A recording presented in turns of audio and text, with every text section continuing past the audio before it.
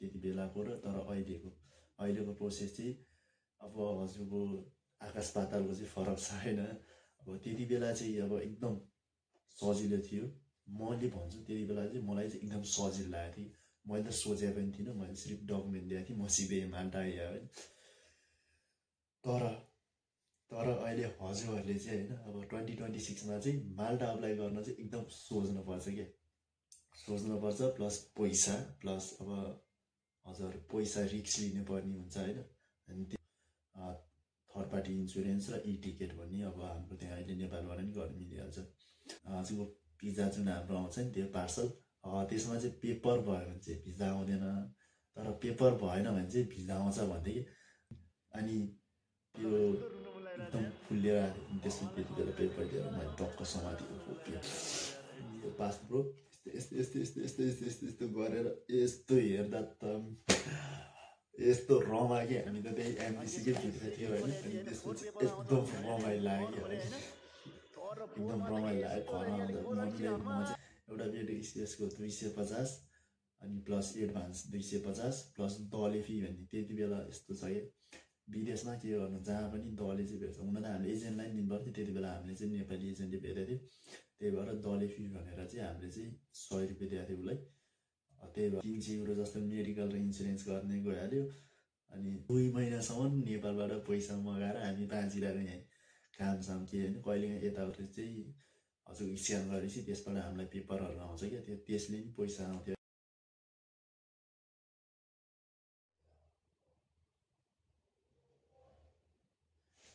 हरे कृष्ण अनि दर्शन सबैलाई। अनि सबै सन्चै होइसिन्छ होला। अनि मेरो गर्सोल ब्लगमा चाहिँ हजुरहरूलाई सबैलाई स्वागत छ होइन। अनि मैले चाहिँ आज चाहिँ हजुरहरूलाई चाहिँ के को बारेमा चाहिँ भनौँ भनेर चाहिँ यसो याद आइरहेको थियो। अब मैले पहिला नेपालबाट गर्दाको र 2023मा गर्नु र अहिले अब 2026मा गर्नुको चाहिँ थोरै फरक चाहिँ हजुरहरूलाई भनिदिउँ भनेर होइन, सर्टमा भनिदिन्छु। र अब लङ भिडियोहरूलाई चाहिए चाहिँ म अब हजुरहरूलाई बनाउँदै जान्छु होइन। अनि मैले चाहिँ 2023मा गर्दा चाहिँ त्यति बेलाको प्रोसेस पिरियड र प्रोसेस टाइमिङ अनि प्रोसेसको हजुरको अब त्यसको जुन थिङ्किङ हुन्छ नि, अब त्यसको प्रोसेसको हजुरको आउने र नआउने भन्नेको बारेमा त्यति बेलाको र तर अहिलेको प्रोसेस चाहिँ अब हजुरको आकाश पातालको चाहिँ फरक छ होइन। अब त्यति बेला चाहिँ अब एकदम सजिलो थियो। मैले भन्छु त्यति बेला चाहिँ मलाई चाहिँ एकदम सजिलो लागेको थियो। मैले त सोचे पनि थिइनँ, मैले सिर्फ डकुमेन्ट दिएको थिएँ, म सिधै माल्टा आएँ होइन। तर अहिले हजुरहरूले चाहिँ होइन अब 2026मा चाहिँ माल्टा अप्लाई गर्न चाहिँ एकदम सोच्नुपर्छ क्या, सोच्नुपर्छ। प्लस पैसा, प्लस अब हजुर पैसा रिक्स लिनुपर्ने हुन्छ होइन। अनि त्यसको एकदम धेरै छ क्या। त्यही भएर अहिले चाहिँ अब रिक्स लिनुपर्ने चाहिँ धेरै छ। त्यति बेला चाहिँ धेरै। अब मैले चाहिँ हजुरहरूलाई चाहिँ 2023मा चाहिँ मैले गरेको अप्लाईको बारेमा चाहिँ म थोरै एक्सप्लेन गर्छु होइन। त्यति बेला चाहिँ मैले चाहिँ गरेको अप्लाई र तर अहिले 2026मा चाहिँ हजुरहरू गर्नु खोज्दै हुनुहुन्छ भने त्यसमा चाहिँ कतिको चाहिँ डिफ्रेन्स छ भनेर त्यति बेला हजुरहरूले आफैले ओ भाइ भन्ने टाइपको हुन्छ होइन। ल त्यति बेला चाहिँ गर्न पाए कस्तो खतरा हुन्थ्यो भन्ने टाइपको चाहिँ सोच्नुहुन्छ होला होइन। त्यति बेला त त्यतिकै आइयो, तर त्यति बेला अलिअलि दुःख पनि पाएको थियो यहाँ माल्टा। तर अहिले हजुरहरू माल्टा आउनु भयो भने चाहिँ त्यतिको दुःख चाहिँ पाउनु हुँदैन क्या। त्यही भएर पनि हो होइन। अब त्यति बेलाको स्ट्रगल र यति बेलाको स्ट्रगल अहिले अब छुट्टै छ होइन। अब अहिले हामी बल्ल स्टेबल भयो। अब बल्ल 2 वर्षमा 23, 24, 25 2 वर्षमा चाहिँ बल्ल स्टेबल भएको म पनि होइन। त्यही भएर अनि स्टेबल भएको भएर अनि म अब हजुरहरूलाई चाहिँ 23मा चाहिँ भएको प्रोसेस चाहिँ मेरो प्रोसेस चाहिँ म हजुरहरूलाई भनिदिन्छु होइन। अनि त्यति बेला चाहिँ फर्स्टमा चाहिँ अब म चाहिँ टक्क विदेश मेरो आउने त त्यस्तो सोचाइ चाहिँ थिँदै थिएन होइन। तै पनि भन्न नि कस्तो अप्ठ्यारो लागिरहेको छ क्या। त्यही पनि अब म हजुरहरूलाई सेयर गरौँ भने सेयर चाहिँ गर्छु होइन, किनभने हजुरहरूलाई नै काम लाग्छ। त्यही भएर नि हो। म चाहिँ अब त्यति बेला आर्मीमा गइरहेको मान्छे होइन। अब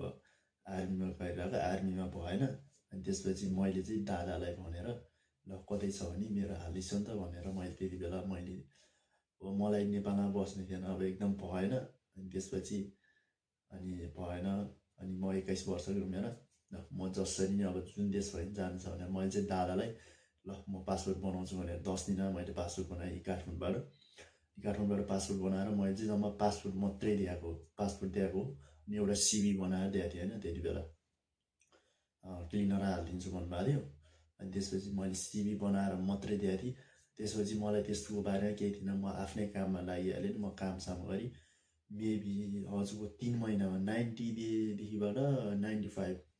झन्नै 100 दिनमा त मेरो पर्मिट आइसकेको थियो होइन मेरो पर्मिट चाहिँ आइसकेको थियो अप्लाई भएको चाहिँ मैले त्योभन्दा अगाडि अप्लाई गर्ने बेला चाहिँ मैले चाहिँ के अरे 1 लाख दिएको थिएँ तर त्यति बेला चाहिँ 50,000 चाहिँ आउँदैन केही गरी पर्मिट आएन भनेर चाहिँ भनेको थिएँ होइन त्यति बेला अनि हुन्छ त भनेर मैले चाहिँ मै सँगसँगै मेरो सानमाको छोरा अनि मेरो अङ्कलको छोरा हामी 3 जनाले चाहिँ अप्लाई गरेको थियौँ अनि तर हामी 3 जना अप्लाई गरेको थियौँ हाम्रो चाहिँ सबै एकै दिन 3-4 दिनको फरकमा चाहिँ पर्मिट आयो होइन त्यति बेला त रमाइलो लागिरहेको थियो हामीलाई त यस्तो अहिले जस्तो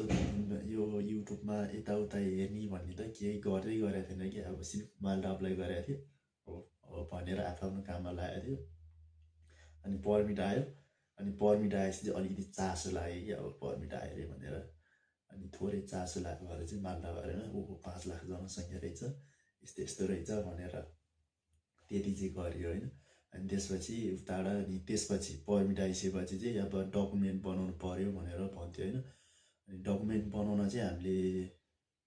त्यति बेला चाहिँ 45,000 एक्स्ट्रा अब 1,45,000 भइसक्यो होइन 45,000 एक्स्ट्रा अनि त्यसपछि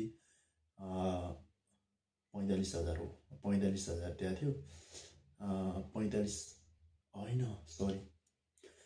45,000 चाहिँ हामीले त्यति बेला डेटको लागि चाहिँ दिएको थियो त्यति बेला डेट पाउन अलिक गाह्रो थियो हामीले इन्डियाको डेटको 45,000 अनि 10,000 चाहिँ डकुमेन्टको दिएको थियो होइन त्यति बेला चाहिँ 10,000 नेपालीमा डकुमेन्टमा चाहिँ हाम्रो यहाँ माल्टाको हाउसिङ कन्ट्र्याक्ट अनि हाउस कन्ट्र्याक्ट र लिज एग्रिमेन्ट भने त्यही नै हो हाउस कन्ट्र्याक्ट अनि हजुरको थर्ड पार्टी इन्सुरेन्स र ई टिकट भन्ने अब हाम्रो त्यहाँ अहिले नेपालबाट नि गर्न मिलिहाल्छ थर्ड पार्टी इन्सुरेन्स र ई टिकट गरेको थियो त्यतिको चाहिँ हामीलाई त्यति बेला 10,000 ल्याएको थियो प्लस अनि डेटको चाहिँ 45,000 ल्याएको थियो होइन 55,000 चाहिँ हामीले त्यति बेला गएको थियो अनि डेट लिइदिएपछि हाम्रो त्यतिमा चाहिँ डकुमेन्ट सबै बनिसकेको थियो अब इन्डिया जाने पालो थियो होइन हामीले त्यति बेला नेपालमा चाहिँ खुलेको थिएन है त्यसकै 1 महिनापछि चाहिँ नेपालमा खुल्यो के अरे हामी गएर आइसकेपछि 1 महिनापछि नेपालमा खुल्यो अनि नेपालमा खुलेको थियो अनि हामी चाहिँ इन्डिया जाँदा चाहिँ मैले चाहिँ त्यति बेला चाहिँ 8,500 चाहिँ मैले इन्डियाको त्यो भिएफएक्स सबमिसनमा गरेको हो होइन तर अहिले चाहिँ अब सस्तो नेपालमा चाहिँ अलिकति सस्तो हो कि त्यस्तै होला सायद नेपालमा पनि 23,000 हो कि 21,000 समथिङ छ भन्थ्यो अनि हामीले चाहिँ 8,500 चाहिँ त्यहाँ बुझाउनु पर्ने थियो हजुरको त्यो चाहिँ फास्ट र के अरे नर्मल भन्थ्यो अनि फास्टको चाहिँ 13,500 तर अनि नर्मलको चाहिँ 8,500 भन्थ्यो त्यो चाहिँ भारू रकम है फेरि नेपाली रकम होइन अनि मैले चाहिँ इन्डिया जाने बेला चाहिँ 40,000 जस्तो लिएर गएको थिएँ नेपाली 40,000 जस्तो लिएर गएको थिएँ अनि यहाँ स्वयम्भूबाट वहाँ डाइरेक्ट म लखनऊ गाडी चढेको थिएँ त्यति बेला 5,000 चाहिँ मेरो टिकट थियो 5,000 चाहिँ टिकट थियो जानलाई आउनलाई 5,000 लागेको थियो जाँदै हामी सुनौली भएर गएको अनि सुनौलीमा चाहिँ त्यहाँ चाहिँ हजुरहरूले चाहिँ नागरिकता लिएर जानुपर्ने रहेछ नागरिकता चाहिँ पासपोर्ट त्यहाँ चाहिँ नागरिकतामा सुनौलीको उसमा चाहिँ इन्डियन बोर्डरले चाहिँ त्यहाँ चाहिँ हाम्रो नामहरू चाहिँ लेख्ने रहेछ होइन अनि त्यहाँबाट चाहिँ हामी गोरखपुर हुँदै लखनऊ पुग्यो लखनऊमा चाहिँ हामी 1 बजे बस्यो त्यहाँ बसेको चाहिँ समथिङ एकजनाको एक दिनको 400 कि 500 के अरे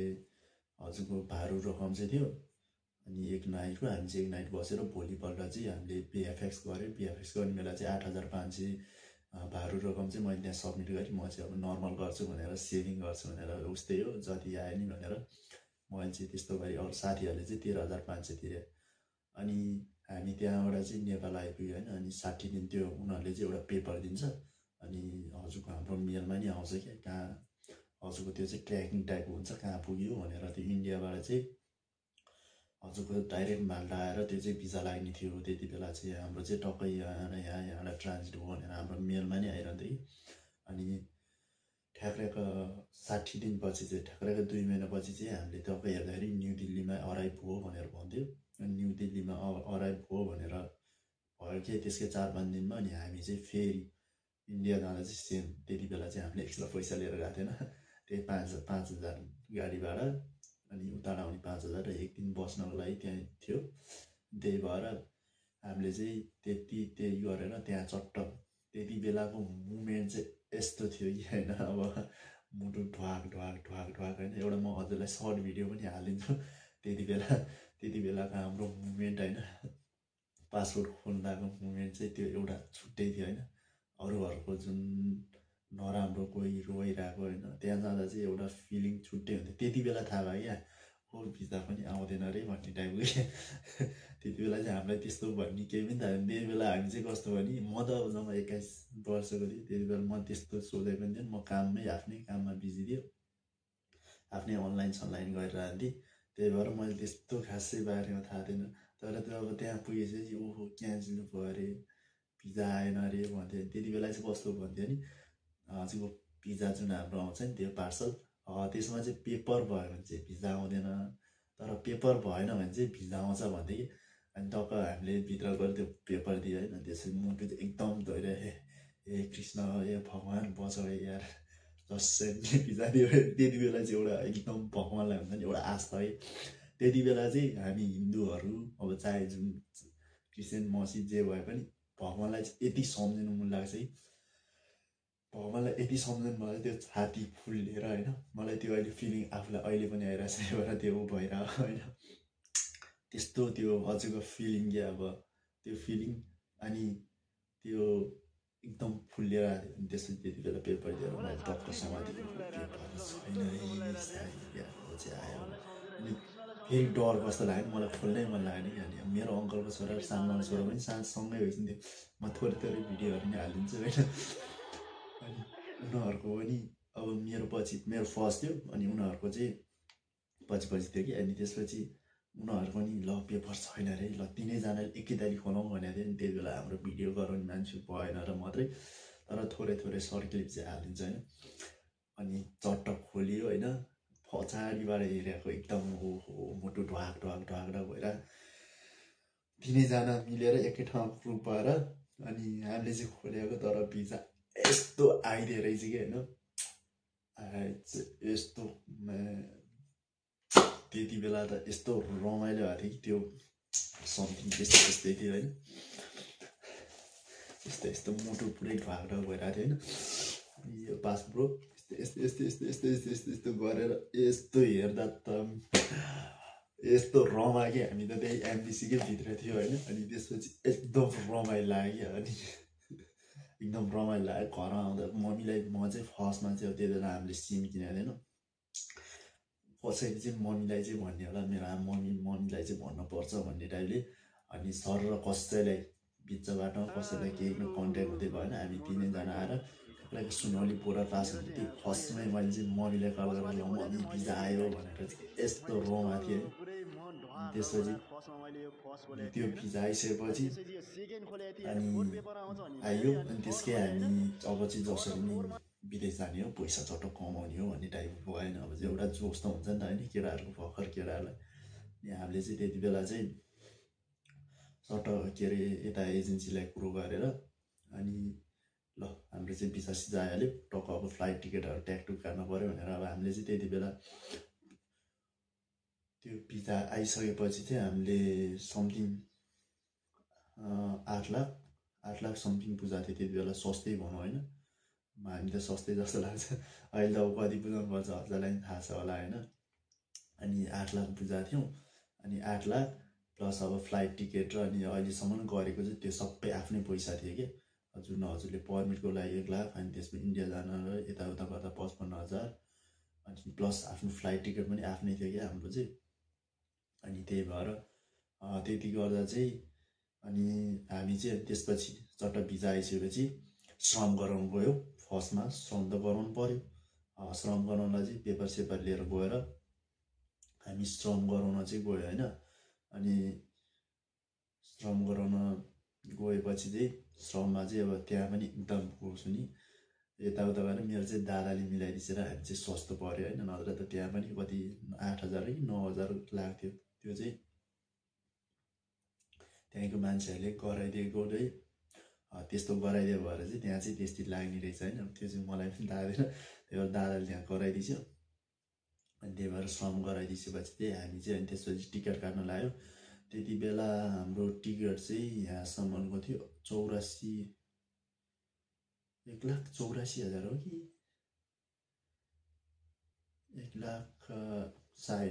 1,60,000 होला एकजना बराबरको हामीले 1,00,000 सरी होइन होइन 84,000 मात्रै 84,000 मात्रै थियो अलिकति कम भएन त्यो बेला रमाइलो एकदम भइरहेको थियो क्या विदेश आएर पैसा कमाउने भन्ने टाइपको अनि 84,000 समथिङ थियो अनि 84,000 समथिङमा चाहिँ हामीले अब चट्ट टिकट सिकट काट्यो त्यसमा 20 किलोको लगेज 10 किलोको ह्यान्ड क्यारी ब्याग अनि एउटा आफ्नो पर्सनल ब्याग होइन त्यति बेला चाहिँ हामीले चाहिँ अब सामानहरू चाहिँ मेरो मम्मीले चाहिँ लास्टै सामानहरू सबै हालिदिएको थियो होइन लुगाहरू त त्यस्तो खासै धेरै लिएर आएको थिएन हामी चाहिँ अनि टक्क ट्रान्जिट भएर दुबई ट्रान्जिट भएर दुबईबाट जर्मनबाट हामी यहाँ माल्टा आइपुगेको थियौँ अनि माल्टा आएपछि बल्ल चाहिँ अनि एकदम त्यो छुट्टै भयो क्या अनि कस्तो भयो भने फर्स्टमा यहाँ आउँदा त डाँडै डाँडो अब त्यो नेपालमा हामीले त हरियाली देखेँ एकदम रमाइलो कस्तो खतरा होला भन्ने टाइप हुन्थ्यो होइन अनि लास्टमा आएर त बन्छ टाढो हामी चाहिँ गर्मी महिना आइपुगेर चाहिँ फेरि अनि यहाँ आउँदा त कस्तो गर्मी अनि त्यो औलाएर अनि त्यसपछि अब ल अब यहाँ आइयो आएर हामीले चाहिँ अब आउने बित्तिकै सिम ल्याएको मैले मेलिटाको सिम लिएँ होइन यो चाहिँ यस्तो अहिलेसम्म छ मेलिटाको सिम अनि त्यसपछि मेलिटाको सिम लिएपछि चाहिँ अनि हामीले चाहिँ इन्सुरेन्स गरायो इन्सुरेन्स त्यति बेला जम्मा थियो 120 युरो होइन सरी इन्सुरेन्सको जम्मा थियो 80 हो कि 80-90 समथिङ थियो यो त्यो चाहिँ नेपाली होइन युरो